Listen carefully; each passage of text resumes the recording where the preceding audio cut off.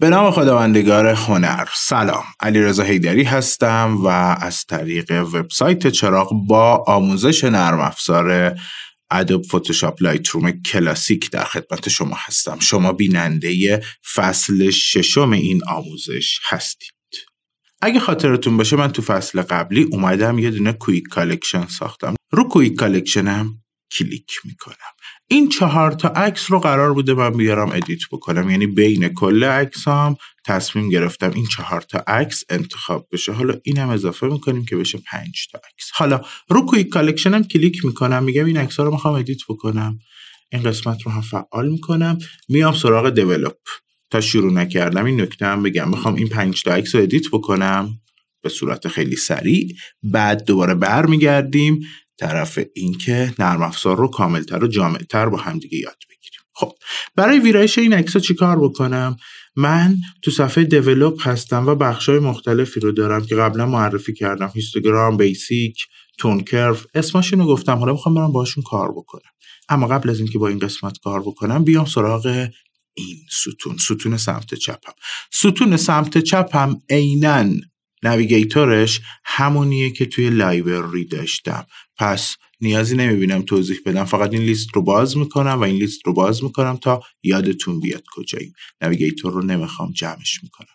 یه قسمت دارم به اسم پریست ترجمهش تنظیمات از پیش تعیین شده هست. پس تنظیمات از پیش تعیین شدم رو میتونم چک بکنم.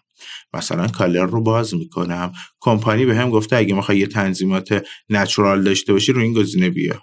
عکس من این بود. حالا اگه موسمو بذارم رو نچورال این ادیت رو به هم میده. یا برایت یا های کنتراست اند دیتیل، ویوید، مت. من مت رو میخوام، فقط کافی روش کلیک بکنم این تنظیمات بر روی عکسم اعمال میشه و میتونم از این گزینه استفاده بکنم. حالا اینجا بیفور افترم رو ببینم. تغییر آنچنانی نداشته و من نیومدم توی لایتروم تا یه تغییر خیلی بزرگ روی عکسم بدم. یه ادیت خوب اومدم انجام بدم. میگه من این ادیت رو برات اعمال میکنم. من این ادیت رو نمیخوام. کنترل زد یا از گزینه هیستوری استفاده میکنم و یک پله میام عقب‌تر. میتونم کالر رو ببندم، بیام سراغ کریتیو و بعد حالا اینجا تنظیمات مختلفی رو میبینیم و شما میتونید بیفور افتر این بخش رو مشاهده بکنید که چه تغییراتی داره. حالا این گزینه به هم تغییر بیشتری داده، فقط روش کلیک میکنم. پریست کول مت رو استفاده کردم و حالا عکسم این شکلی میشه. نمیخوام. کنترل زد رو از روی کیبورد میگیرم. میرم سراغ B&W بهتون انواع و اقسام تنظیمات پیش‌فرض سیاه و سفید رو میده و شما میتونید سیاه و سفیدهای مختلفی رو اینجا تست بکنید. دیفالت هم باز میکنم. یه سری گزینه ها دارم، مثلا ادوب دیفالت، کامرا ستینگ، ادوب کالر لنز، NR مخفف نویز ریداکشنه، لندسکیپ پلاس لنز NR. حالا میگیم پورتریت لنز NR و بعد بیایم سراغ ویوید لنز و ویوید لنز NR. این همون ادوب ویوید هستن. این تنظیمات هم دوست نداشتید، کرو رو دارید میتونید انتخاب بکنید، گرین رو دارید میتونید انتخاب بکنید، اپتیک رو دارید که حالا تنظیمات مختلف لنز رو بهتون داده، یا شارپنینگ رو دارید که حالتهای مختلف شارپنینگ رو شاید به خوبی مشاهده نکنید. مثلا اگه من بیام رو عکسم زوم بکنم، خب این بیفور افترشه، منم الان تو حالت ابتدایی عکسم. حالا های رو میذارم، میبینید نویزمون چه تغییری میکنه. این قسمت رو نگاه بکنید. من موسمو میذارم اینجا، نگاهتون رو برگردونید رو اون قسمتی که گفتم. من فقط موسمو میخوام بیارم بذارم روی هیوی. میتونم از مدیوم، لایت و نون استفاده بکنم. نویزام بیشتر میشه ولی در حقیقت شارپم هم داره بیشتر میشه، شارپنینگ بالاتری دارم. و وینیت رو دارم. رو عکسم کلیک کردم تا برگرده به حالت قبلی. هرچی وینیت شدت بیشتری رو پیدا بکنه، حاشیه‌های تصویرتون تیره تر میشه. پس با هم دیگه به یه جنبندی برسیم. پریست ایفکت های یا تأثیراتی از پیش تعیین شده هست که کمپانی ادوبی ساخته و یا شرکت ها و کمپانی های دیگه میسازن. شما میتونید از طریق کلیک کردن روی این علامت مثبت و ایمپورت پریست های دیگه ای رو هم بیارید و من خب یه سری پریست دارم، اون پریست ها هم اضافه میکنم و نحوه اضافه کردن پریست رو هم آموزش میدم.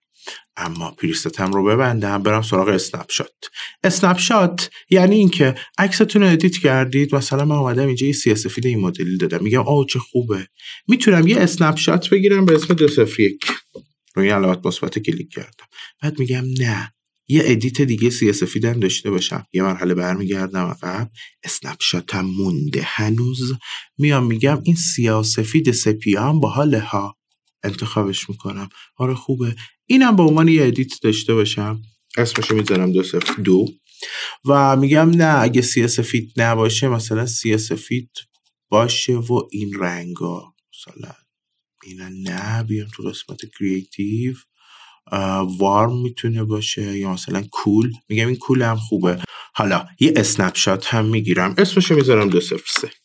میتونم ادیت های مختلفی که روی این عکس انجام دادم رو اینجا داشته باشم، هر زمان دوست داشتم به این ادیت ها دسترسی پیدا بکنم و بعد اینو انتخاب بکنم یه اکسپورت بگیرم، این یکی رو انتخاب کنم بازی اکسپورت دیگه بگیرم. از عکسم چند تا ادیت دارم و اسنپ شات گرفتم فقط مختص به انتخاب پریست ها نیست، ما میریم با هم دیگه این ستون رو کار میکنیم، هر جا که احساس کردم خوبه میتونم یه اسنپ شات بگیرم، ادیت های مختلف هم دارم.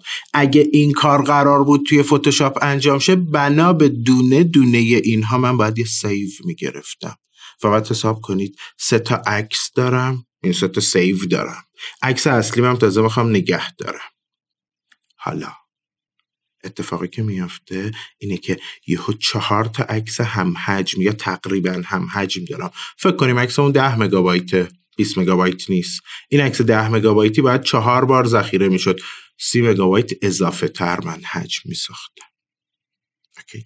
پس خوبی لایت روم توی اینه که ادیتای عکستون میتونه بمونه، هیچ حجمی هم اضافه نمیکنه. نهایتاً توی این قسمتی که من اومدم و لایت رومم رو براش یه دونه کاتالوگ درست کردم، حجم این قسمت میره بالا، الان شده 2 مگابایت، حجم پریویو های من میره بالا، اگه اشتباه نکنم در ابتدا 1.7 مگابایت بود، حالا با ایمپورت کردن این همه عکس و یه ادیت ساده روی این عکس داره میشه 31 مگابایت. من اونجا 30 مگابایت فقط واسه یه دونه عکس باید اضافه میکردم، الان برای کل اینها 30 مگابایت اضافه شده و همچنین حجم قابل توجهی نیست این 30 مگابایت برای این تعداد عکس. و اینم در نظر بگیرید توی فتوشاپ فقط همین 5 تا رو میتونستید باز کنید، نه 50 تا عکس رو میتونستید باز کنید، ولی من اینجا یه چیز هلوش 40 تا عکسم رو باز کردم و بعد هم این رو اضافه تر میکنم. هیستوری بخش بعدی ماست. هیستوری یعنی تاریخچه عکستون، چه بلاهایی بر سر این عکس آوردید. هیستوری توی فتوشاپ با بستن نرم افزار از بین میره. من میخوام اینجا لایت روممو ببندم، دوباره سوال میپرسه، میدونم این تیکر رو فعال نکردم و نمیخوام فعال کنم، میگم یس. حالا لایت رومم رو مجدداً باز میکنم. شما وارد همون بخش دیولوپ میشید و هیستوریتون سر جاشه. و یه چیزی رو تا الان دقت کردید، من هیچ وقت تو این فکر کنم الان 1 ساعت شده، نیم ساعت شده رکوردمون، هیچ وقت هیچ چیزی رو به اسم سیو استفاده نکردم. تو فتوشاپ، تو پریمیر، تو افتر افکت، تو هر نرم افزار دیگه ای شما گزینه سیو رو دارید. البته بعضی از نرم افزار مثل ادیوس یا نرم افزار مثلا اوید سیو نداره، این هم مثل اون هست. به ازای هر یک کلیکی که میکنید اتومات سیو میشه. اصلا من تو منوی فایلم چیزی به اسم سیو ندارم مگر این گزینه رو بخواین انتخاب کنید که این هم اسمش مشخصه، یعنی ترجمه فارسی بکنیم سیو ذخیره کردنه، کویک کالکشن هم کالکشن سریع هم کالکشن یا انتخاب شده های سریع هم. اوکی. اصلا سیو نداریم. نرم افزار ادوب فتوشاپ لایت روم یا همون لایت روم خودمون هیچ چیزی به اسم سیو نداره. آتو سیو این نرم افزار، کلیک کنید سیو کرده، کلیک کنید سیو کرده. پس هیستوری هر عکس هم همراه اون هست. حتی میتونید الان لایت رومتون رو ببندید، برید سیستمتون رو ریستارت بکنید، شات داون بکنید، 1 روز دیگه، 2 روز دیگه، 1 هفته دیگه بیاین، باز این هیستوری همراه عکستون است. بریم سراغ بخش بعدی، کالکشنز. کالکشنز یا دسته بندی های عکس اینجا براتون میمونه. همون کالکشنی که تو لایبرری میسازید یا میاین به اون یک اسمارت کالکشن دیگه، یک کالکشن ست دیگه یا یک کالکشن ساده بهش اضافه میکنید، همیشه هست. پس اگه من عکسامو دسته‌بندی میکنم بر اساس کالکشنز، همیشه اینها همراه من هست، همیشه اینها با من میمونه. و الان میبینیم ریسنتلی مودیفاید ما 2 شده. این 2 شامل چیان؟ همین 2 عکسی که الان خواستیم باهاشون کار بکنیم. برگردم بیام عقب، چون یا اینو باید انتخاب کنم یا اینو. منتها من توی لایبرری تصمیم گرفته بودم کویک کالکشن رو انتخاب کنم. اونجا امکان دسترسی نداشتم، حالا میام توی دیولپ و اینجا دارمشون. اوکی، تو این قسمت هستیم. با این ستون هم هیچ کاری نداریم. قراره درباره این ستون و ادیت سریع عکس ها با هم صحبت کنیم. بریم تو بخش بعدی، همراه من باشید تا درباره ادیت با هم دیگه صحبت های بهتری رو داشته باشیم.